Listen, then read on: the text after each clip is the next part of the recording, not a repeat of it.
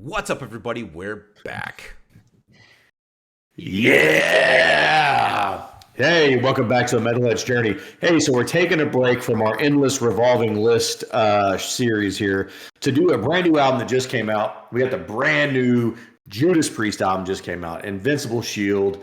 We're excited to do this review. Well, at least these other two guys are. I don't know about me. I guess we'll see here in a second.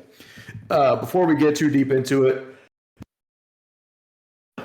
Nice. excuse me, we'll do a quick history of the band and a little bit about the album, then we'll get right into it here. So, like I said, this is Judas Priest. This is Invincible Shield. Judas Priest, formed in 1969. Nice. Is an English metal band from Birmingham. Judas Priest is frequently considered to be one of the greatest metal bands of all time. Rob Halford's operatic vocal style and the twin guitar sound of K.K. Downing and Glenn Tipton have been a major influence on heavy metal bands everywhere. Also influential was the image of leather and spikes. The band has released 19 studio albums, including their most recent release, Invincible Shield, which was released in 2024, obviously. They've sold over 50 million records worldwide, been nominated for 5 Grammys with 1 win in 2010 for the song Dissident Aggressor. They were also in the class of 2022 inducted into the Rock and Roll Hall of Fame. Invincible Shield, released in 2024, is the band's 19th studio album. The recording process was full of delays due to the pandemic. The band wanted to be together to write and play the songs. Eventually, they did have to record the album in pieces due to touring and ongoing restrictions. The lineup for the album features Halford on vocals, Glenn Tipton and Richie Faulkner on guitars, Ian Hill on bass, and Scott Travis on drums. All songs were written by Halford, Tipton, and Faulkner. The album produced 4 singles: Panic Attack, Trial by Fire, Crown of Horns, and The Serpent and the King. Serpent and the King. Oh, dude. So I teased a little bit of my feelings at the top of the show here, and listen, here's where it comes from. So hopefully you guys, if you're just checking this out now, welcome to the show. Hit the like, hit the subscribe while you're here. But we did a top 50 metal albums of all time list. And look, the name of the show is Metalhead's Journey for a reason. We, a long time ago, we're all big Metallica fans, and we decided that we had kind of ignored Megadeth. Jason didn't do this because he's a moron. But we had kind of decided that, we had kind of ignored Megadeth all of our lives. And so we should really kind of give them their due and listen to all their records and do reviews. And what we found out is that we were fucking stupid, and we should have been listening to Megadeth for, all of our lives. And so we thought, hey, man, we should kind of apply this to some other bands that we've kind of overlooked. And Judas Priest was one of those bands. And so we were super excited. I'll speak for myself. I was super excited whenever they started coming up on the top 50 list, because Judas Priest, 50 million records sold, Rock and Roll Hall of Fame. It's got to be good. Yeah. And I just can't really explain to you the level of disappointment I had when we listened to Sad Wings of Destiny. I think that was the first one that we did, right? Yes. Yeah. And It was man, I mean, that record is abysmal. And I'm sorry, listen, don't turn this off right now, okay? It's gonna get better. But I'm just saying that record was bad. Stained Class, not great, okay? There's some other mid records, right? Screaming for Vengeance, British Steel, awful, terrible. Okay, but then Painkiller came along, and holy shit, dude, Painkiller is a fucking just an all-time great record. So I say all this to say, I was very skeptical coming into this. Dave thinks I was just trolling nonstop coming into this, but I was super skeptical about liking this record because there was no basis for me to believe that Judas Priest was going to write the fucking greatest album of their entire career. Okay? But then I listened to it one time, and I stopped it at the end. I said, holy shit. This is the best Judas Priest record I've ever heard in my fucking life. Wow. I mean, easily. After one listen, it was obvious. These songs fucking slap. Okay? I couldn't have been more wrong about this. It's full of killer riffs, fucking all-time great solos. Dude, just great songwriting. And I think, look, I don't know if this is a category. I don't know how you'd ever quantify this. but this album has got to be in the upper echelon of just the all-time greatest intros to songs. Like every intro, not every intro, but I would say 8 intros on this are fucking just all-time great, especially Crown of Horns. The intro to Crown of Horns is fucking, that's got to be on the Mount Rushmore of intros. I don't know what that looks like. You know, it's up there with Battery and other songs, right? I don't know. But man, what a great album. I'll even go ahead and take a little bit of Dave's thunder. I don't understand why Metallica can't write good albums anymore. Dude, I mean, Judas Priest is like 900 years old, and they're sitting here. They're putting out a fucking. Besides the fact it's just their best record, this album is heavy as fuck. It's fast in a lot of cases. The whole thing. I mean, there is a couple of songs that are straight up just like thrashy speed, right? Like 72 Seasons, it's all mid tempo. You could also say 72 Seasons is all mid. It is incredibly mid. So. Man, it hurts to say that. It really does. But, dude, this record, I can't believe it. I don't think you would have said that fucking 3 years ago. How good this record is. Yeah. No, I wouldn't have. Go ahead. I'm sorry. Dave, I know I went on forever. Yeah. Dave, what initial impressions? What do you think of this? Man, Josh. What was your expectations coming in?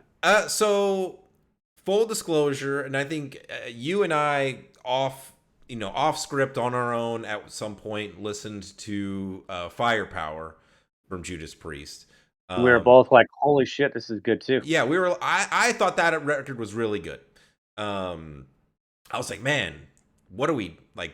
We may need to like revisit Judas Priest. But then time went by and like whatever. This record came out. Panic Attack was the first single. We reacted to it. We couldn't post it on the channel because of copyright, but we all were blown away by that song. I don't remember how Josh felt. I may need to. I don't know if I have that on the archive somewhere, but I thought it was okay. I think everybody liked it. But man, yeah. I was really hyped for this record. And similarly to Josh, when I got to the end, Giants in the Sky, and that song ends, I didn't want to overstate, but I felt like I just listened to like a special album. Like sometimes you're listening to a record and like you keep waiting for a skipper to come along, or like an obvious song that like I'm never gonna hear this again, and that just never happened for me listening to this record. Like every time I thought like I was like, oh man, this album's gonna be front loaded. Like you have Panic Attack, Serpent and the King, Invincible Shield, the title track, and I'm like, oh man, this album is just front loaded. I bet you the back half is gonna be like trash. And I thought the same thing. And I'm gonna be real with you, the back half is probably better than the front half. As crazy as that sounds, like I think once you start, like it's so weird because the first 5 songs are really good, but then when you hit Crown of Horns, it's like banger, banger, banger, banger, all the way to the end. Yep. Now, there's one exception there, but it is also the shortest song on the record. So, we'll talk about that. But, man, I am completely blown away by this album. Josh, you did steal my thunder on Metallica's thing. I brought it up to the guys. If this was 72 Seasons in any capacity, I mean, we're like I said, we're longtime Metallica fans. Like, I just listen to this, and I'm just like, Metallica will never deliver a record like this. I've come to that realization. I'm wearing a Metallica shirt and I'm saying it. They're never going to release a record this good.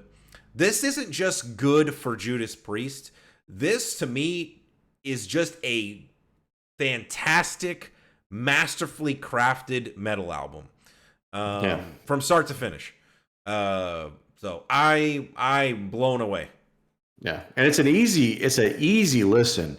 52 minutes. It's like, yeah, well, I mean that, but I mean, I'm just saying, just like the songs are all good. They all just kind of, it's got a good sound to it. I don't know. It's like, I guess I think about an album like Toxicity as an example, where like the first time I listened to Toxicity outside of Chop Suey, I was like, what is this? What's going on?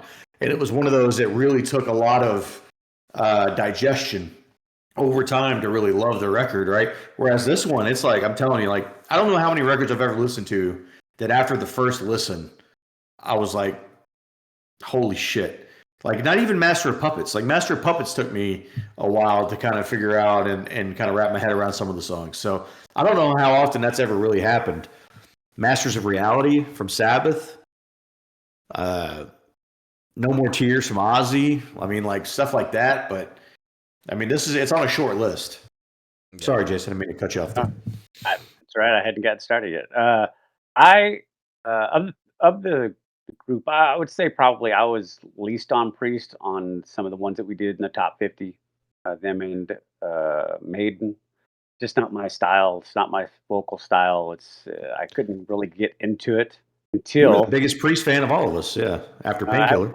Until Painkiller. Yeah, after Painkiller. When Painkiller happened, my whole life changed. Oh shit! I'm not even you only kidding. gave it an 8.4. No, he's retroactively raising that. I'm retroactively going to raise that to 8.8. Okay, big raise. That's good. And I've said before, like when I gave that score to begin with, I said over time I think that score is just going to get higher and higher. But dude, be a man. Just put it in the 9s. Anyway, so we get to a week ago, and I put out the text, "Hey, Priest album's dropping next week. We're gonna review this." Yeah, you were the one that suggested and it. Because I was excited, like based almost fully on the fact of how good Painkiller was, and me and Dave had gone through their Firepower or whatever it was, another solid. But I haven't really listened to that like continuously. Like I haven't really gotten into that deep dive into that album, and so I was excited to see what this was going to happen because I think we can all agree that, and maybe not Josh so much, but there is a skepticism to a band that is, for the most part, all in their 70s. Like 60s and 70s, yeah. Yeah, but like I think Halford's 73. I think one of the other guys is 76. I think the other guys are pushing 70. I think the only one is the replacement guitarist. He's in his 40s or something. Yeah. His name is Richie Faulkner, by the way. Yeah, and then Scott Travis is 62. Lars Ulrich, by the way, is 60. So this man's older than him. So but so there is a little bit of skepticism. Like you do have this little bit of skepticism, but you know, he doesn't have the bank account though. Yeah, but you know that there's potential to see what happens. And God dang, man, this is hands down. I don't mean this in any disrespect whatsoever, but this is absolutely the best Great Grandpa album ever created in the history of time. And I feel disrespected. Yeah. But I'm going to kind of echo what everybody has said, is that there's no skippers.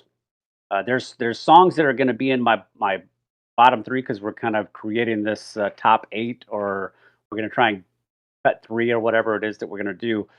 Don't steal my shit, Jason. We're going to do that later.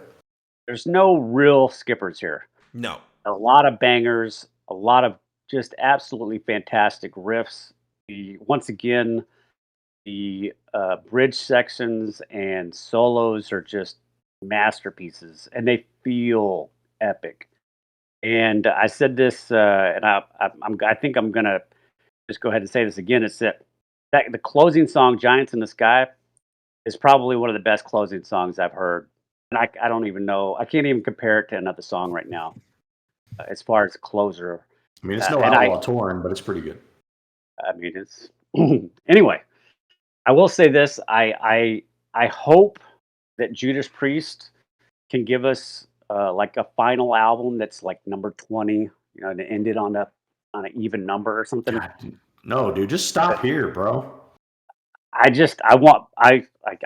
If this is what you could do and still jam like this, like I don't know. Like I said, if this was their last one, like you couldn't go out any better. This was a fantastic album. Yeah, fantastic. I was blown away. Just off the strength of this, like I want to see them live. Just off the strength of this record.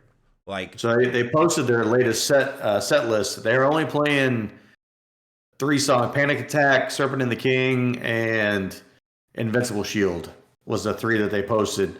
If they played recently, maybe they'll add more as they go. But look, I'd be fine with that. Like again, just off the strength of this record, I immediately want to see them live. Yeah. Like, so Jason, who's your MVPs for the record or MVP? Well, I don't know who takes credit the most, but it's going to be the guitar work. As good. Both listed as writers on each song, but Tipton, in an interview I read recently, Faulkner said Tipton was the one who really brought Sons of Thunder and why am I blanking Escape from on Reality? Now? Escape from Reality. Yep. So if I was reading between the lines on that, Faulkner brought everything else. I'm just gonna give credit to both of them.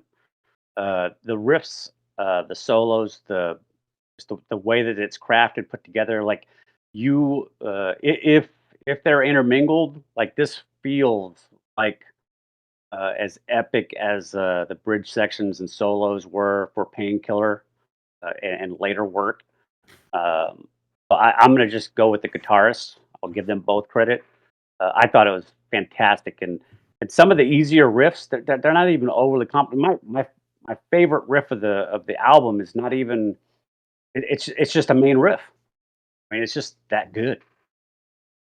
Dave, what you got? Yeah.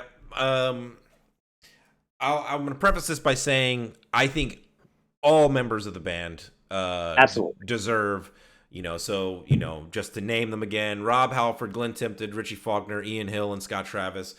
All of them amazing. I almost wanted to give a sneaky MVP pick to Andy Sneap, who's the producer, because I think the production on this record is phenomenal. But so all of them deserve praise, but I'm going to go ahead and give it to Scott Travis, the drummer. Being a drummer myself, it's hard not for me not to pay attention to him. And just the fact, again, and I poke fun at Lars all the time because it's easy and funny, but dude, Scott Travis, he joined the band for Painkiller, so he's been in the band since Painkiller. And dude, he is like, he just added like such a layer to their band, to their sound on that album. And for a guy in his 60s, if you didn't know any better, you would not know that he's 62. He is killing these songs. And his drumming provides such a driving force for a lot of these like up tempo songs. And even when he's like just kind of chilling in the background, he's still doing his thing. I love his work. Again, hard not to praise Halford. Guy's in his 70s and killing it. But yeah, dude. I'll give it to Scott Travis here. Yeah, I think if I had an honorable mention, I would probably go Halford, which is not something I would say before. Like I'm not a huge fan of Halford's voice, but they did a very good job producing it this time, and I think he just kind of kept it within a certain range, and it sounded really, really good. But I mean, I'm going to go with the low-hanging fruit here. It's Glenn Tipton, it's Richie Faulkner. I mean, the riffs on this are just unstoppable. The guitar solos are all very, very good. So, yeah, I think it's an easy Tipton and Faulkner for me. So, hey, we're going to introduce, if you guys watch the show regularly, hopefully you do, we're going to introduce a couple of new categories tonight. We're going to do the first one right now, which we're going to do Best Riff. So this is going to be the best riff from the record, wherever you want to pull it from. It can be any riff. I'll go first here. I'm going to go with Escape from Reality, but it's not the very, very intro riff. It's the riff immediately after that, which they reuse as the chorus riff within the song. I mean, look, the whole little intro there before they get in there is super good, but that chorus riff is just nasty from Escape from Reality. Yep. I'll go next here because I know that as we'll learn later, Jason's dumb and doesn't like this song. But I could choose from a lot of different riffs, but for me, I'm going to go with the opening riff for "As God Is My Witness." Oh man, yeah, that riff is untouchable. That was on the short list for me. It's such a fast, thrashy riff. And I just love the way it opens that track. Adrian also pointed that riff out to me. He said like when that track hit, and then the double bass comes in right after that, he said he started just laughing. He was blown away. Honorable mention, best riff or standout riff is the chorus riff in Giants in the Sky. Yeah. So good.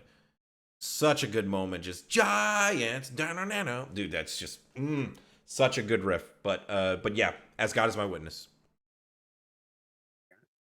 I have an honorable mention is going to be there's a in Crown of Horns. There's I guess it's the bridge or the pre-bridge. They have this bridge section that goes into like a chorus that's not really part of the song. It's never sung anywhere else. Yeah, that's a good riff. And then after that, I wish they would have doubled that section so you get a little bit more of that one.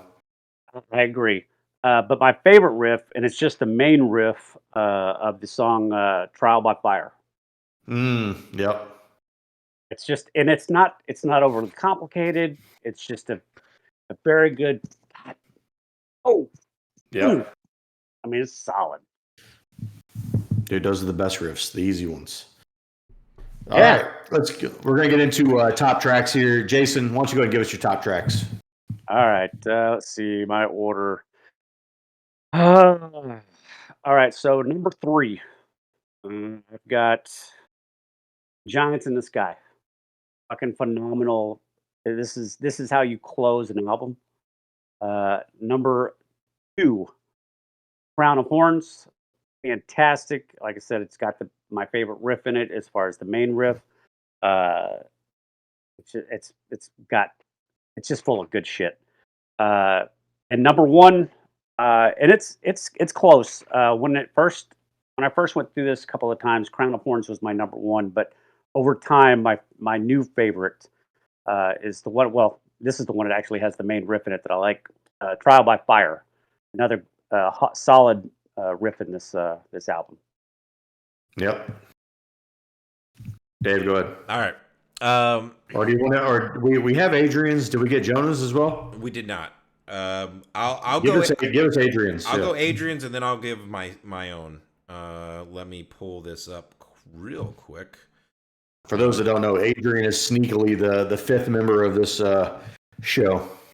Yeah. He's just taking a break. He'll be back soon on a little bracket action we have going on soon. Okay, so Adrian's number 3 is Giants in the Sky. Number 2, Crown of Horns, and number 1, As God Is My Witness. So me and him had 2 out of 3. Yeah, you and I also have 2 out of 3, Jason. Okay. So my number 3 is Trial by Fire. I love that song from start to finish, as I do most of the songs on here. But I love the chorus of that song. It's such a good sing-along chorus. And then my number 2 is As God Is My Witness. Love that song. It's such a fast, upbeat song. And I love the chorus on that song as well. Really, really good. But the best song on the record for me is Giants in the Sky, the closer. I just love that song, like 100%. Like I put it, like when it finishes, I repeat it and listen to it again. Is how I've been listening to this album. Seriously, I could see myself say 6 months from now having that as my number 1. Yeah, I really love the acoustic bridge in the song, because it's the only song where they kind of slow things down like that and go into an acoustic moment. And then I love the vocals when Halford's vocals come in on that song as well, or on that part. And I just love the way it ends. He's like, Giants in the Sky.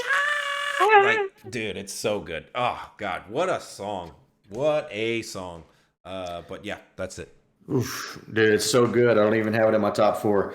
All right, so honorable mention, I've got Crown of Horns. Greatest intro in the business. This song it's good, it's top to bottom, but that intro is untouchable. Number 3 for me, I have is God is My Witness.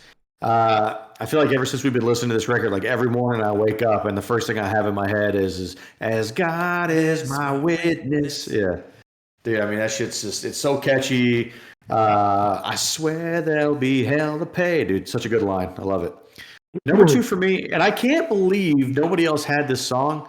This song fucking slaps, dude. Invincible Shield, the title track. Dude, I love it. It's good. Man, it just screams power metal all the way through. I mean, the words are very power metalish, right? It seems like it's all about, getting ready for war and all this shit. And it just has this power metal vibe, man. It's really good. And the intro riff, man, dude, so good. It is a great song.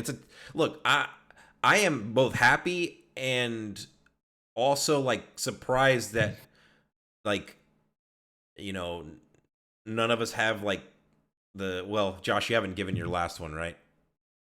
No, but nobody else had it on theirs either. No, well, you hadn't finished, and then because my statement might be wrong, depending on what your number 1 is. It's not a single. My number 1 easily from the first time I heard it is Agony. Escape from reality brings you down. Dude, that's my number 4 song. That's my honorable mention. Yeah, man, dude. I mean, just great song. That song just crushes, man. Yeah, dude. When I first like the first spin on this album, I thought for sure Panic Attack and The Serpent and the King were gonna be like. In fact, I may have even texted like, "Oh, Panic Attack's gonna be my top 3," and like that's a great opener. And so is Serpent and the King. Great song. But dude, like in my top 5. But like, yeah, I mean those songs are probably in my top 6 or 7, but they're great. Their album is just so stacked. Yeah. Yeah. All right. Well, hey, so I made reference earlier that we were going to introduce 2 new categories. So we're going to introduce that second category right now. And this comes from a conversation that we've had a bunch of times about really all the great metal albums out there have 8 songs on them. And any of these albums that have more than 8 songs, like 72 Seasons, should figure out a way to cut them down to 8. And so that's what we're going to do right now is we're going to do that little exercise. What can we cut off this record to get down to 8 songs to make this just an absolute masterpiece? I'll go first. The first 2 tracks of this were the easiest ones to cut for me. From the first listen, I knew they were weaker songs on the record. Still good songs. Like, I'm not saying they're skippers necessarily, except for this first one is absolutely a skipper. It's called Sons of Thunder. Just skip all the way through it. I would also cut Gates of Hell off of this. Gates of Hell has a nice intro, and then it goes into just kind of like this weird thing in the verse, and it's fine, but not their best work on the record. And then I cut Devil in Disguise. Look, it has some good riffs in it. I like the chorus. This was the hardest one to cut. Like, it was really tough for me. The solo in that song is good. Look, it's a very good song for sure. It's just, I don't know. I had to cut it. I mean, basically for me, it was between that and Serpent and the King, for being that last one on the list for me. So that was a 3 I would cut to get it down to 8. And just in case people aren't following along here on Spotify, they have the deluxe edition, which has a few extra songs on it. I would cut all those too. Those don't count. Yeah, we didn't count those. For review purposes, we only reviewed the standard track listing, and I'm going to be honest, that is how I would recommend listening to the record, because Giants in the Sky is the closer. Absolutely. It needs to be the closer. The closing song. Anyway, I'll go next, and it's not to skip you, Jason. It's because I have the exact same 3 songs I would cut.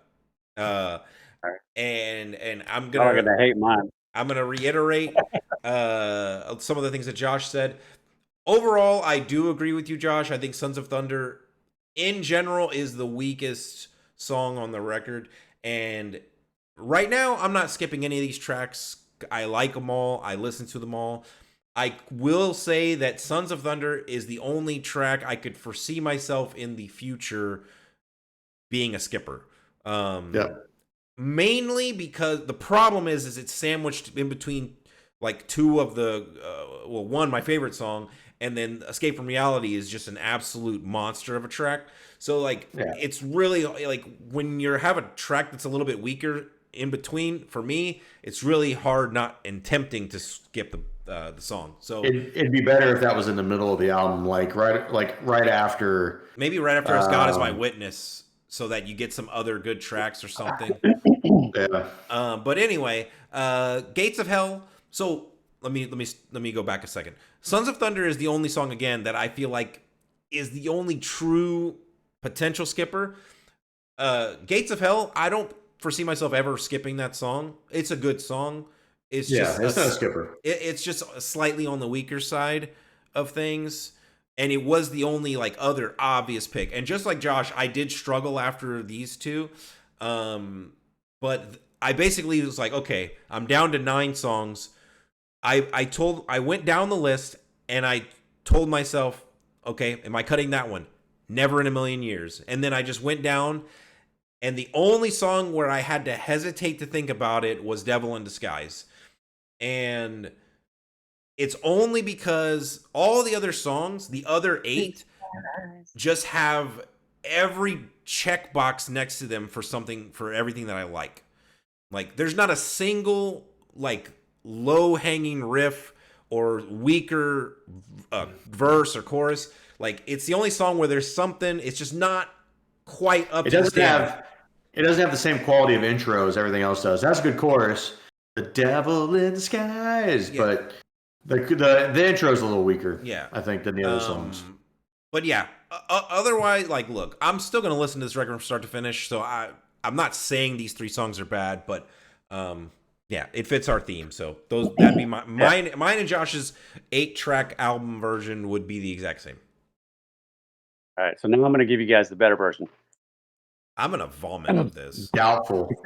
You probably are. Okay, so it's funny because the reason why some of the songs that I like less. Now, let me get again.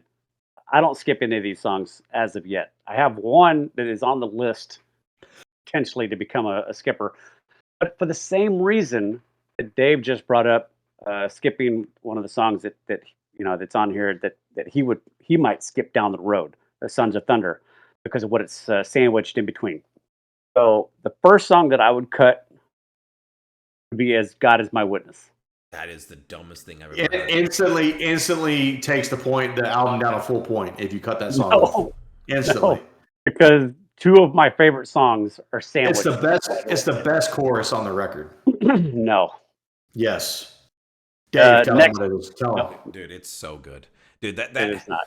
Like honestly, if Sons of Thunder, it's good. If Sons of Thunder was, and this would be stupid, but if you moved Sons of Thunder before Crown of Horns, if you moved it to like the 6th song and you pushed everything down and the album behind Gates of Hell, yeah, and if the album was Crown of Horns, As God Is My Witness, Trial by Fire, Escape from Reality, and Giants in the Sky, it would be the single best run of songs that I could think of in years.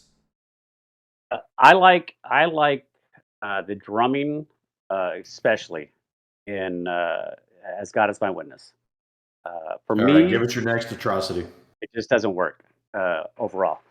The next one on the chopping board, and you guys kind of hinted at this, Serpent and the King. That would be on my chopping block. While it is solid, in my notes, it's just missing something for me.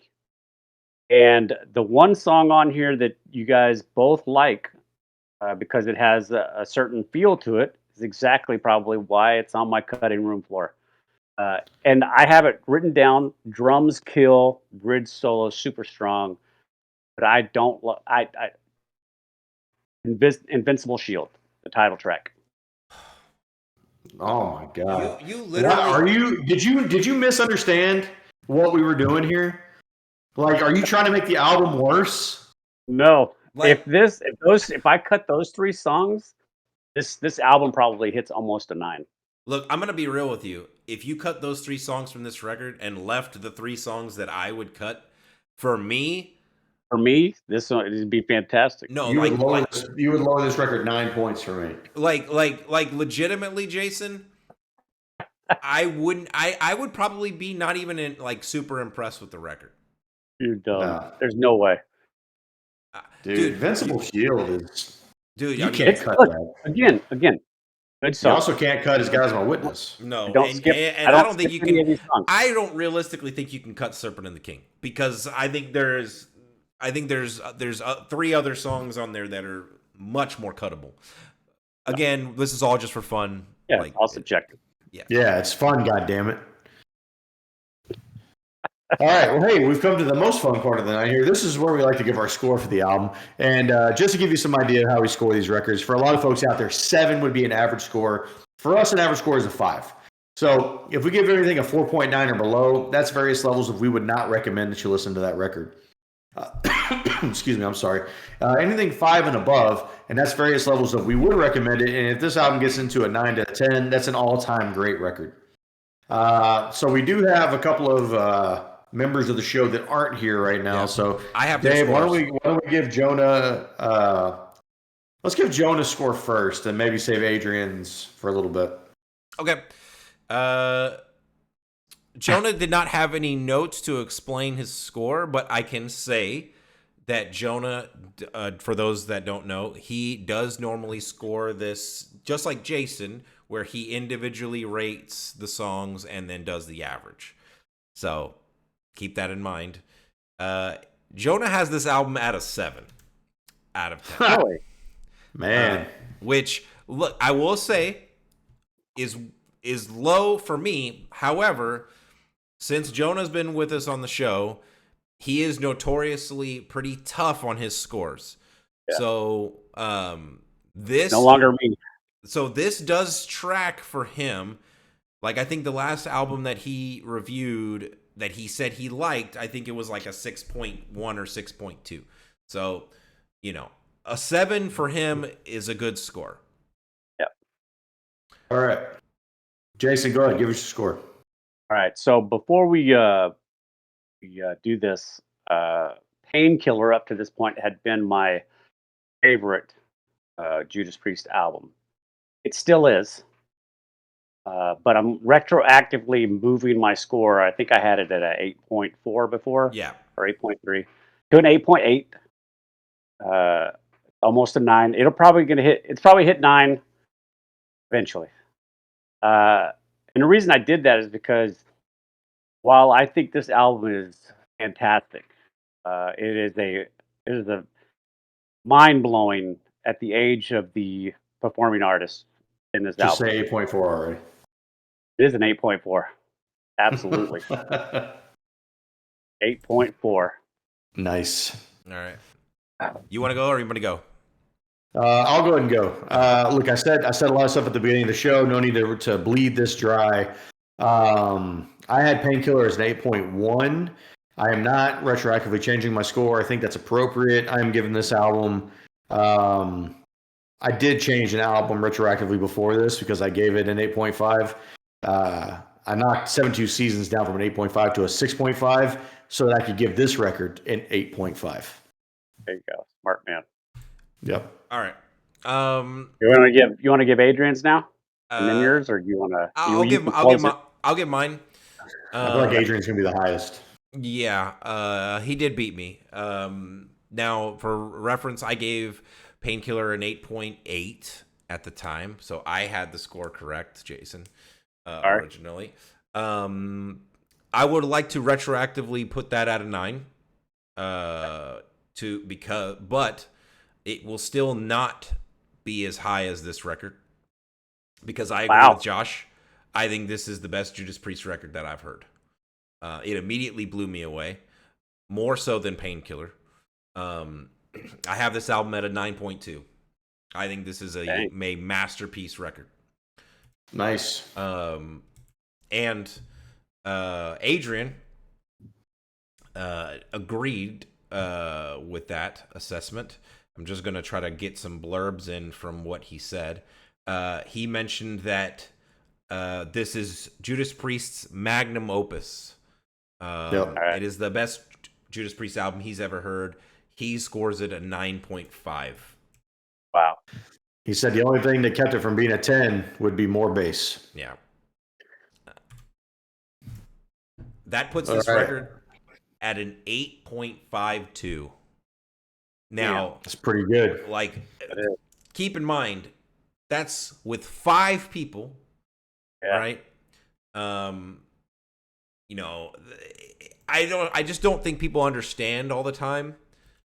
So, because I see some of the comments that how just genuinely how hard it is, with multiple people to score, to get high scores. It's just so difficult. But I'm just trying to pull up a frame of reference here a little bit. Like just how good an 8.52 is. Against the top 50 metal albums? Where would that put that? That's higher than Paranoid. It's higher than Number of the Beast. It's higher than Blizzard of Oz. It's higher than Rust in Peace. It's higher than Rain and Blood. It's higher than higher than Painkiller. Actually, let me plug in our retroactively changed scores. Jason was at an 8.8. Josh kept his at 8.1. I was still correct. It's still higher than Painkiller. Higher than Master Reality, Holy Diver. Yeah, this is the. Is this accurate? Yeah. This is the 4th highest album we've reviewed, and it is the highest non-Metallica album we've reviewed. Wow. In the history of this channel. Well, that's not by my scoring, because Master of Reality should be up there. It's an atrocity. The closest, a recent close to this was actually Queen's Night at the Opera. Queen. Yeah, that's what I was thinking. Yeah, that was a 8.48. And we've had some 8.5s in the past. Operation And this is better. Yeah, this is better. I was thinking about that earlier. I was like, I think that the Queen album had higher highs, but for me, like some of the lower lows of that album, like the shanty songs. There are no low songs. Lazing on a Sunday afternoon. Yeah, dude, your takes are lazy. Oh my god. But man, yeah. What your preparation for these shows are lazy. I mean, I'm going to be real. Jason prepares more than I do. But man, what an album! It is. What I just cannot believe that a band can make their 19th album in a consensus, our final score, as the greatest album they've done. And look, even and to be before we look, to anybody who's watching, listen, we have not reviewed every Judas Priest album there is. No, but this was the absolutely mind-blowing experience. Oh yeah, I mean, like, this is just like, this is ridiculous just how good this album is. And again, I think it transcends, like, it's not just good for them being old. It's not just good for them being Judas Priest. Like, this is just a great album. Like, if you like metal, I don't think you even have to be a Judas Priest fan to appreciate this record. I think you just have to like metal, and you will probably enjoy this record. All right. Well, hey, if you can't believe that we just put out our best video as our 250th video, then go ahead and hit that like, hit the subscribe. We're putting out weekly metal content right now. We got metal reactions, metal reviews, metal time machines, metal brackets, and all kinds of other cool shit. Yeah. And in the meantime, live long and prosper. Take it easy, everybody. Later. Peace.